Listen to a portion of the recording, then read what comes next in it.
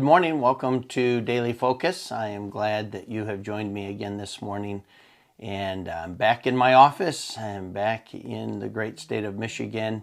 And I trust that you had a good night's rest and you're ready to face today. Looking forward to what God has in store for the very purpose for which He has allowed this day in our lives, and that we might be faithful with what He is entrusting to us.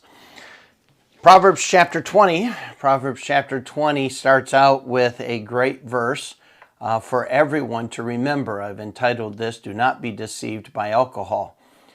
We live in a day where, unfortunately, our culture is dominated by alcohol. Communist countries are dominated by alcohol.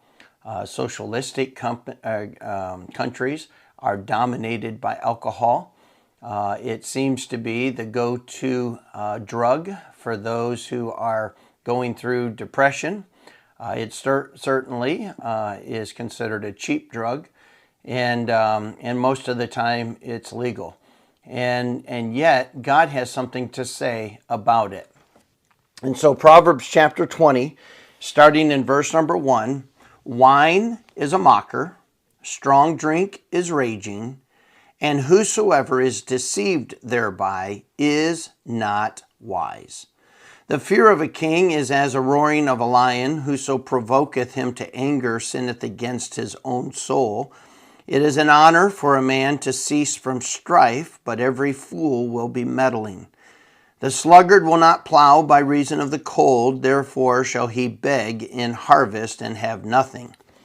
Counsel in the heart of man is like deep water, but a man of understanding will draw it out.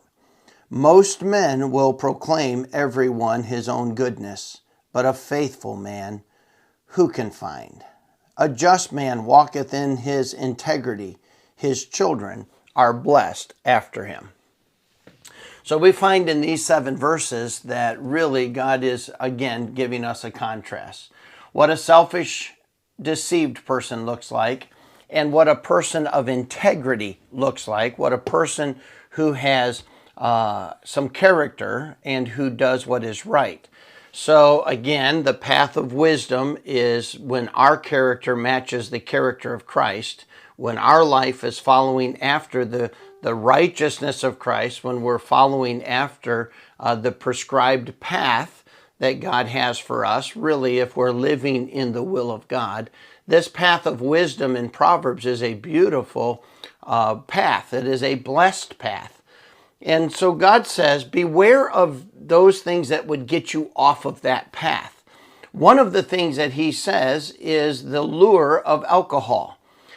We live in a day where even Christians are somewhat confused about whether or not alcohol is okay.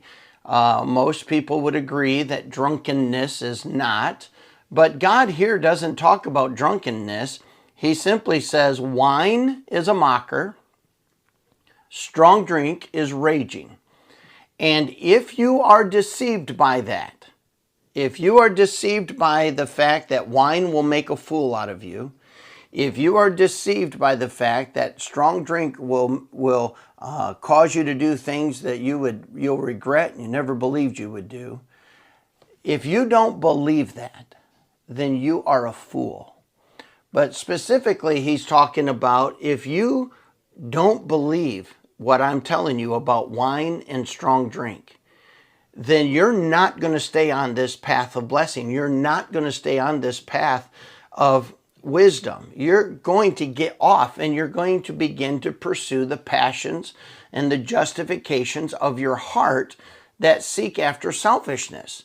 Now, verse number 7 says that a just man walketh in his integrity, and his children are blessed after him. In other words, a dad who will say, you know what, the path of wisdom is the right path, and I'm going to exercise character and integrity to stay on that path.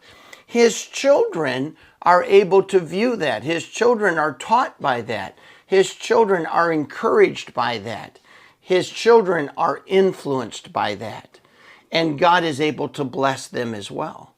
It doesn't mean that children don't have a will of their own. It doesn't mean that some children do not choose a path of selfishness, even though they've had good examples and good influences. It happens. We all know that, just like there are children who have had bad influences and bad examples who choose to do right. And so blaming parents for behavior is just a transfer of responsibility. Though the Bible is clear that maybe the greatest influence in the life of children is the parents. And so we realize that it is important. So these 7 verses are really teaching us about this importance of denying selfishness and denying the deception that if I'm selfish, there is not a consequence. It talks about the lazy person, the slothful person who says, I'm not going to go out and work the fields. It's too cold and I don't feel like it. I don't want to get cold. I am too precious in my own sight to be inconvenienced in this way. Well, the problem is when they get hungry, they're going to expect somebody to cater to them and give them food because they're hungry. Unfortunately, that's what socialism, that's what communism wants, is where people are dependent upon the government to give them. The problem is they lose control, and the government will then decide if they get, how much they get, what they get. And it's a very depressing atmosphere. It's a very depressing situation. But the devil doesn't tell people about that. He just thinks, if I can convince them, hey, you won't have to work. You won't have to put the effort in. You can sit around and they will feed you. Well, that is true. But it comes with a serious price tag that the devil doesn't tell you about. And hence, the depressing atmosphere leads oftentimes to the justification of a person drinking and trying to drown their sorrows or to soften the conditions in which they find themselves. But that's exactly the path of destruction. Once we get off the path of wisdom, we begin to go down these paths. In our culture today, where we have heightened the awareness of COVID-19, and we have been told we have to do all these things because these people are testing positive for COVID-19. There is an uptick in positive cases. Therefore, the whole nation or the whole state has to abide by these rules because this is so serious. And yet, the number 3 killer in the world is alcohol.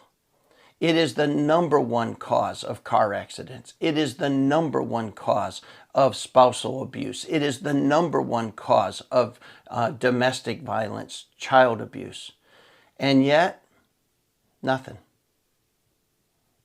Nobody, in fact, it's deemed essential.